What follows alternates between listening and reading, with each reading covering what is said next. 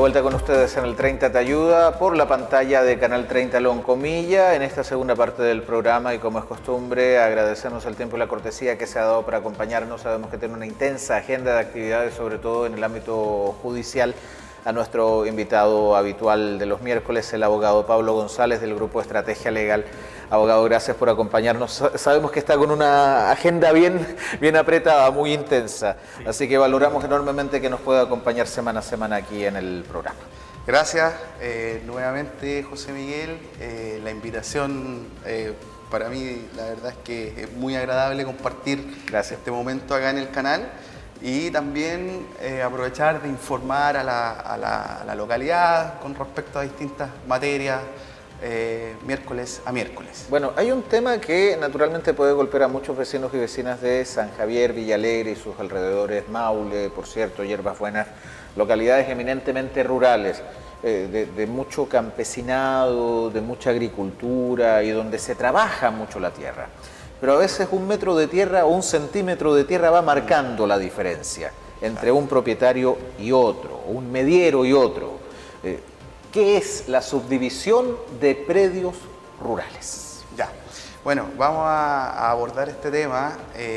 Quise tratar este tema el día de hoy porque, por decirlo de alguna manera, el tema de las subdivisiones de predios rústicos o rurales ha estado en el ojo del huracán en este último tiempo, con fallos de la Suprema muy relevantes a propósito de la subdivisión de predios rústicos o rurales. Entonces, lo primero que tenemos que hacer saber a la localidad es cómo sabemos nosotros cuando estamos en presencia de un predio rural o rústico.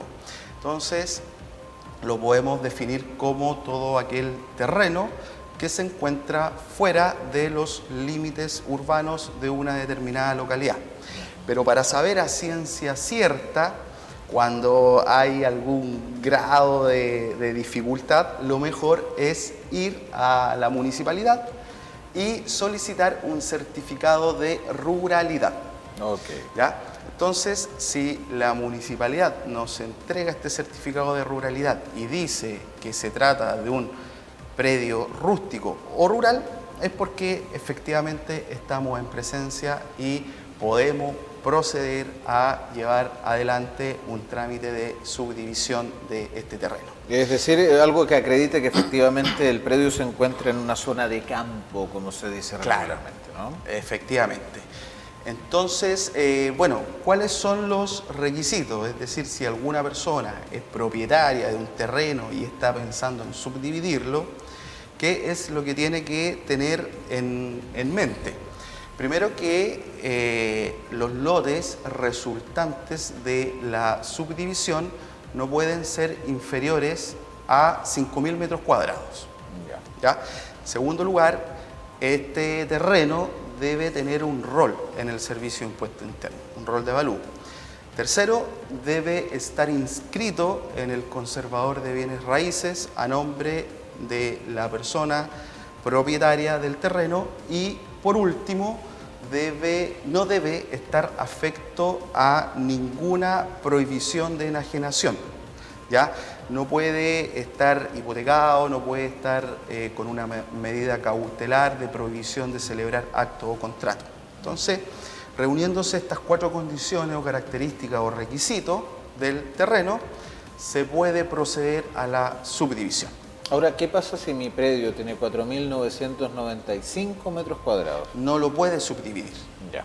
No lo puede subdividir porque estamos hablando de un terreno rural. Distinto es si hablamos de un terreno urbano, ¿ya? Correcto. En donde sí admite una subdivisión por menos de los 5.000 metros cuadrados. Sí o sí tiene que ser desde 5.000. Sí o sí. Correcto. ¿Ya? Y ahí, ojo, si a alguna persona le están vendiendo un terreno rural de 1.000 metros o de 1.500 metros, cuidado con eso porque puede obedecer a una estafa o bien el día de mañana se puede ver involucrado en un problema legal en el sentido de que eso que le vendieron no lo va a poder inscribir en forma posterior a su nombre en el conservador de bienes raíces. Aquí es sumamente clave que un comprador de un predio, porque mucho se da sobre todo en la conurbación Talca-Maule, de que hay muchos predios que históricamente han sido agrícolas y que ahora se están loteando para uso habitacional. Y muchos de estos predios son justamente de 5.000 metros cuadrados, o al menos así son promocionados para su venta, así se divulga. ¿Cómo puedo comprobar yo, el comprador, que efectivamente ese terreno tiene 5.000 metros cuadrados? Ya. Bueno, ahí lo ideal es que pueda contratar a un profesional competente, ya sea un topógrafo, un arquitecto o un ingeniero en construcción, que haga un levantamiento del terreno, ¿ya? Es decir, que lo vaya a medir y que corrobore que efectivamente la superficie sea de 5.000 metros cuadrados o más, ¿ya? Ahora, este trámite es importante dónde se hace y qué se debe tener o qué documentación se debe tener para poder llevar a cabo este proceso de subdivisión. ¿Qué es lo que hay que hacer en ese caso? Lo primero, el órgano del Estado competente es el Servicio Agrícola y Ganadero. ¿Ya? Es decir, el trámite se lleva a cabo en esa entidad, no en otra. ¿En el SAC sí o sí? Sí o sí tiene que ser en el SAC, tratándose de terrenos rurales, agrícolas, tiene que ser ahí. No hay otro órgano facultado para tales efectos. ¿Ya? Entonces, bueno, ahí el primer requisito es contratar a un profesional competente para que le haga la medición, le haga el levantamiento y le elabore los planos. ¿Ya? Le elabore los planos, deben ir suscritos con la firma del profesional que lo ha llevado a cabo y se debe llenar un formulario para tales efectos que está disponible en el Servicio Agrícola y Ganadero. ¿Ya? El Servicio Agrícola y Ganadero lo que hace en definitiva es corroborar que estas 4 condiciones de las cuales hablamos en forma preliminar estén reunidas en el proyecto que se le está presentando. Y de ser así, el SAC emite un certificado de subdivisión, timbra los planos que se le presentaron y con eso ya queda en condiciones de poder los lotes resultantes ser enajenados o vendidos, y ahí es donde se debe poner en contacto con un abogado para que le redacte la escritura pública de compraventa, en forma posterior se firme en una notaría y luego se vaya al conservador de bienes raíces a su inscripción. Me faltó algo súper relevante de decir, que consiste en que una vez que el SAC emite el certificado de subdivisión, timbra los planos, se debe concurrir con esta documentación al Servicio de Impuestos Internos. ¿Para qué? Para que el Servicio de Impuestos Internos le asigne un rol provisorio a todos los lotes resultantes, para que precisamente pueda ser vendido o enajenado en forma posterior. Bueno, cuando usted habla de lote resultante, ¿es la subdivisión que se puede hacer dentro de este predio de 5.000 metros cuadrados? No, yo hablo de un terreno, supongamos, de 5 hectáreas. Ok. Un terreno de 5 hectáreas admite una subdivisión en 10 parcelas de 5.000 metros cuadrados. Probablemente sea menos porque haya que hacer una servidumbre de tránsito y un camino para el acceso. Sí, claro. ¿Ya? Entonces ahí las parcelas, cuando ceden terreno, lo pueden hacer a través de una servidumbre. Y puede, en esos casos, y una excepción, ocurrir que el terreno no tenga los 5.000 exactos, sino que tenga 4.900, por dar un ejemplo, precisamente porque se dio terreno para la servidumbre de tránsito que sirva de acceso a todos los predios resultantes de la subdivisión. Y eso también está contemplado en materia normativa. Está contemplado en materia normativa, efectivamente.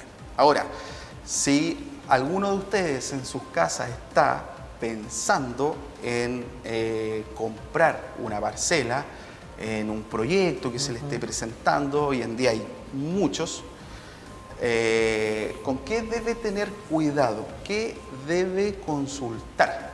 Bueno, lo más importante que debe consultar hoy en día es si este terreno cuenta con el plan de manejo de la CONAF y con la autorización para el talaje de superficie boscosa, ¿ya? Si no lo tiene, no lo compre, porque puede ser una causal de rechazo de la subdivisión. Ya.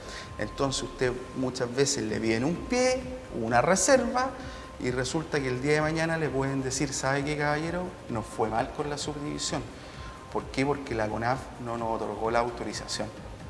Así que vamos a tener que rechazar la subdivisión y para, en forma posterior, pedir la devolución de ese dinero, también le va a ocasionar un problema porque tampoco va a ser fácil recuperar ese dinero. Cuando usted habla de subdivisión de terreno, sabemos que son predios que parten en los 5.000 metros cuadrados, pero eso implica que tenga que ser un terreno baldío, un literal peladero, o que pueda contener, por ejemplo, algunas especies arbóreas o una superficie boscosa dentro de esto. Sí, puede tener superficie boscosa, puede ser un terreno destinado a la agricultura, puede ser un terreno de bosque, forestal.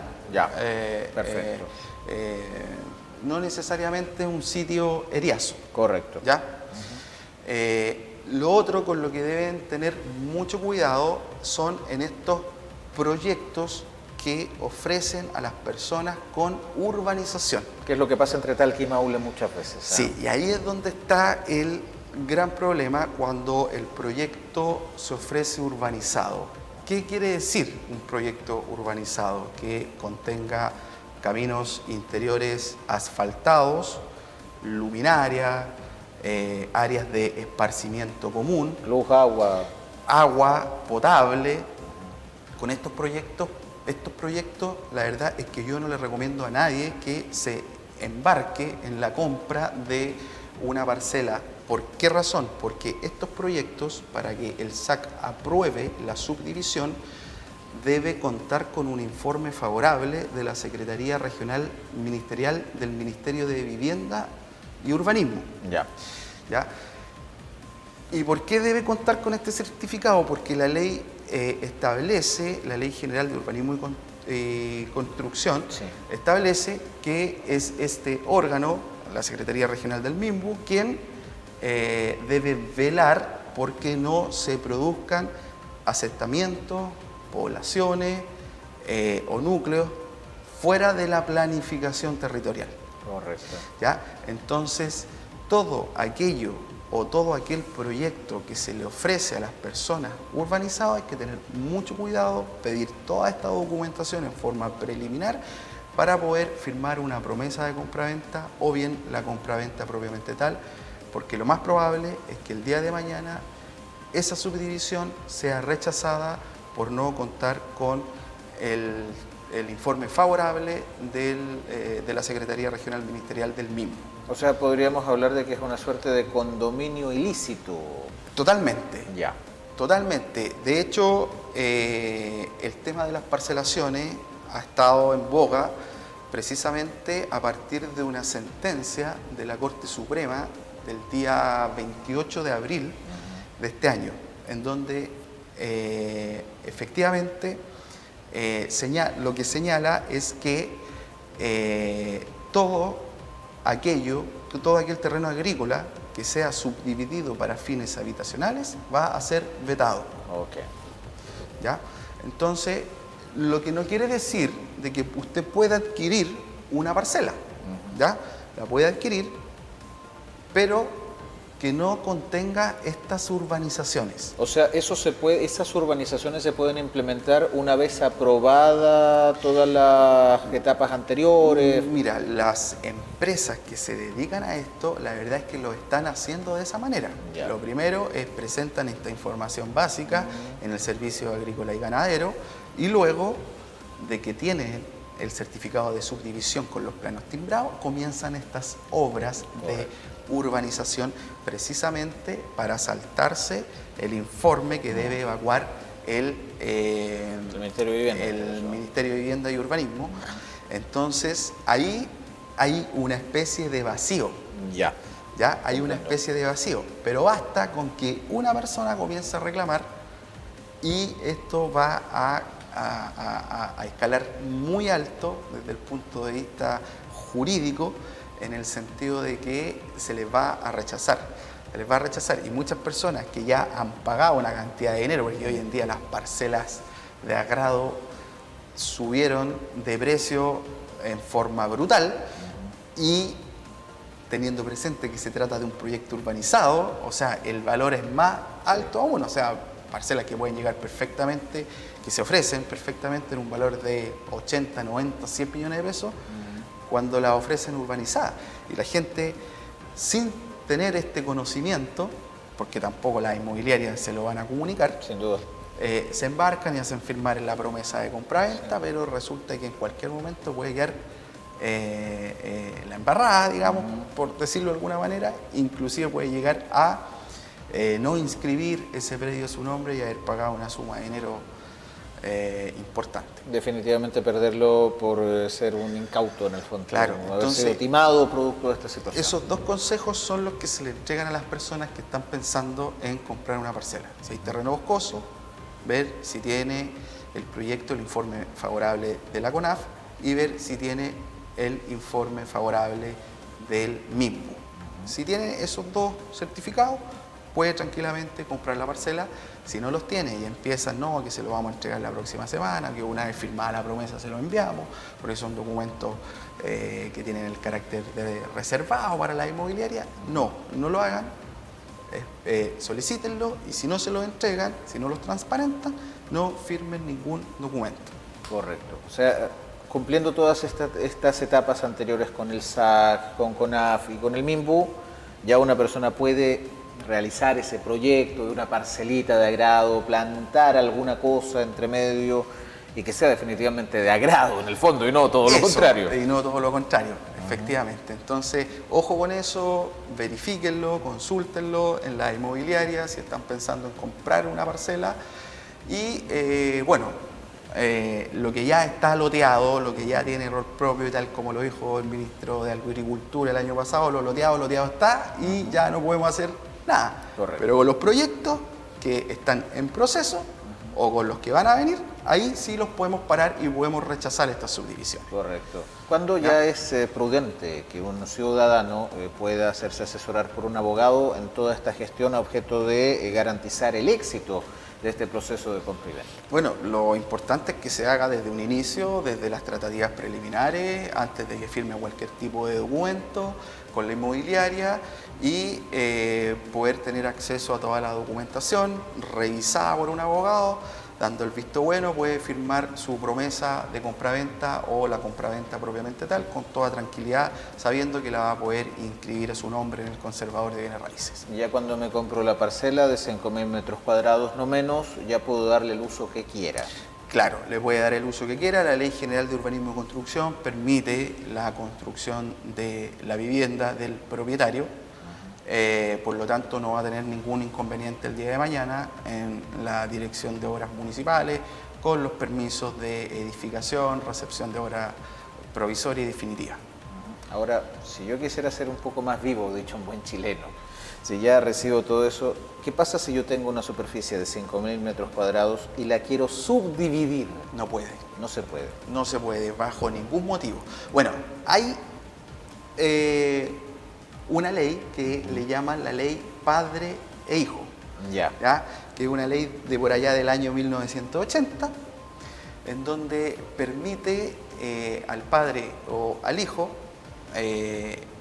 subdividir un terreno en menos de 5.000 metros cuadrados cuando es para, ya sea ascendiente o descendiente. Correcto. Pero tiene que haber un vínculo terreno filial. Indígena también se pueden subdividir en menos de 5.000 metros cuadrados.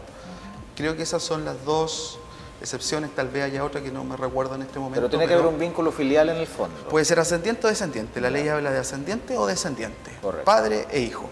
¿Ya? Por eso la ley le llaman padre e hijo, y establece la posibilidad de donar o vender, ya sea al padre o al hijo, un terreno de una superficie menor a los 5.000 metros cuadrados en el área rural.